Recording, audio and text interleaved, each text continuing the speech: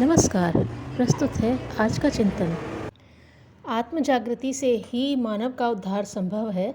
अनुभव के आधार पर देखा गया है कि प्राणी का उद्धार उसके आत्मबल से ही होता है। जो प्रयत्न करता है ईश्वर उसी की मदद करता है।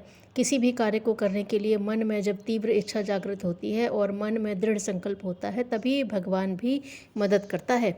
सदियों से स्त्रियां पुरुषों पर ही निर्भर रहती आई हैं। जब तक निर्भरता की यह भावना रहेगी तब तक स्त्रियों में आत्मबल का अभाव रहेगा। किसी अन्य आधार पर निर्भर रहने की अपेक्षा आत्मा के आधार पर जीवित रहने की कला सबको सीखनी होगी। आत्मबल संपन्न स्त्री अपनी रक्षा स्वयं कर सकती है। आत्मा पर निर्भर रहने वाले व्यक्ति की आँख में जो निर्भयता का तेज रहता है वह दूसरे को प्रभावित किए बिना नहीं रहता। यहाँ तक कि पशु भी आँख के उस तेज को पहचानते हैं। स्त्रियों में इस आत्मशक्ति की कोई कमी नहीं है। यह उनके लिए एक ईश्वरीय देन है, पर इस शक्ति को वे पहचान नहीं पाई हैं। उन्हें अपने में गंभीरता एवं दृढ़ता की ऐसी शक्ति उत्पन्न करनी होगी कि उनकी ओर कोई कुदृष्टि डालने का साहस ही न कर सके। उसे सजी धजी गुड़िया नहीं बने रहना है। दुर्गा का रूप धारण कर आत्मरक्षा स्वयं करनी होगी। सादगी व मर्यादा में रहते हुए उसे अपने में गंभीरता का ऐसा तेज उत्पन्न करना होगा जिससे उसकी ओर नज़र उठाने की कोई हिम्मत न कर सके। भारतीय महिला के गौरव को अक्षुण्ण बनाए रखना होगा। साथ ही आत्मबल को विकसित करने के लिए अपने जीवन को उसके अनुकूल बनाना होगा। गहने बेड़ियां हैं। एक ही घर में रहते हुए लड़कों को घूमने फिरने की आज़ादी होती है। लड़कियों को श्रृंगार व आभूषणों की बेड़ियों में जकड़कर उसे लड़की होने का एहसास दिलाया जाता है। पुरुषों ने आभूषणों का लालच देकर स्त्रियों के गले में फांसी का फंदा, हाथों में हथकड़ी, पैरों में बेड़ियां और नाक में नकेल डालकर उन्हें बंधक जैसा बनाकर आगे बढ़ने का अवसर ही नहीं दिया।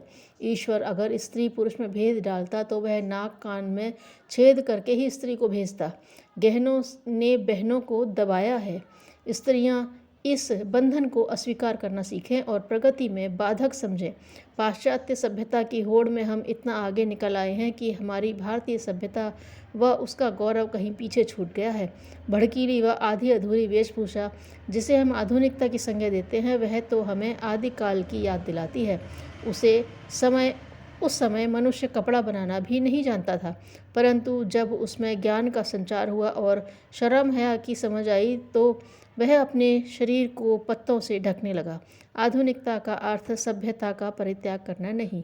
यह तो लोगों का ध्यान अपनी ओर आकर्षित करने के लिए एक सस्ता साधन है जो टिकाऊ नहीं है।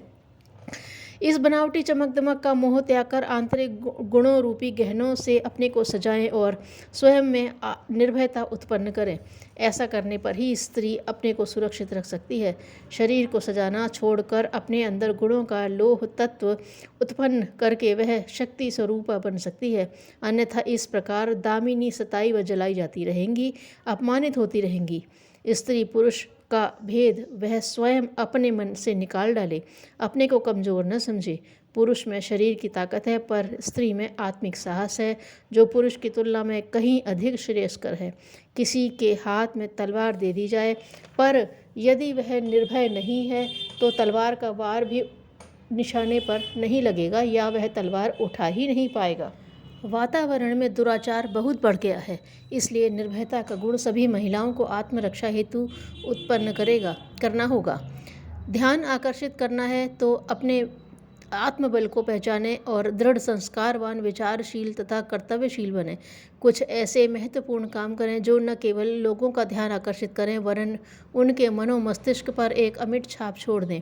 आधुनिकता का अर्थ शर्म हया छोड़ना नहीं वरन अपने परंपरागत विचारों, कुप्रथाओं, अंधविश्वासों व रूढ़िवादिता से बाहर निकलना है।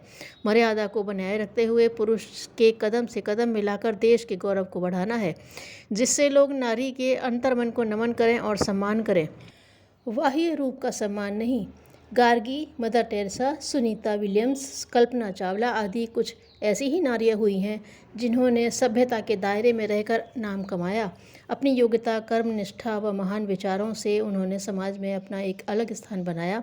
सस्ते साधनों से नहीं, जो बात सादगी में है वह दिखावे में नहीं। यदि नारियां तन को नहीं मन को सुंदर बनाए तो किसी में इतना साहस नहीं कि वह नारी के तेज के आगे अपनी नज़र उठा सके।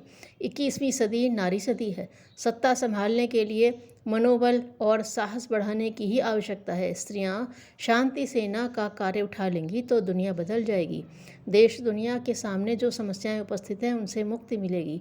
आज के इस वैज्ञानिक युग में जहां हिंसा और दुराचार का बोलबाला है, वहां स्त्रियां अपने दैवी गुणों, संस्कारों, संयमशीलता, अपनी मातृशक्ति और आत्मशक्ति के साथ सामने आए तथा अपने स्वाभिमान की रक्षा करते हुए अपने वर्चस्व को बनाए रखें। अन्य बहनों को भी किसी न किसी प्रकार इस निर्भयता रूपी शस्त्र की जानकारी से अवगत कराएं। उन्हें शक्ति संपन्न होने की प्रेरणा दें जो उनके लिए सुरक्षा कवच होगा। एक समय ऐसा भी अवश्य आएगा जब स्त्री में इतनी क्षमता होगी कि जिसने उसके ऊपर दुखों का आसमान गिराया है, उसके पैरों तले से वह जमीन खींच लेगी। तुम हो ममता की मूरत, करुणामयी तुम ही हो, दुर्गा का रूप रख लो, साहसमयी तुम ही हो। एक बौद्ध संघाराम के लिए कुलपति की नियुक्ति की जानी थी। उपयुक्त विद्या और विवेक वाले आचार्य की छांट का ऊहापोह चल रहा था। 3 सत्पात्र सामने थे। उनमें से किसे प्रमुखता दी जाए यह प्रश्न सामने था। चुनाव का काम महाप्राज्ञ मौदगल्यायन को सौंपा गया। तीनों को प्रवास पर जाने का निर्देश हुआ। कुछ दूर उस मार्ग पर कांटे बिछा दिए गए थे। संध्या होने तक तीनों उस क्षेत्र में पहुंचे। कांटे देखकर रुके। क्या किया जाए?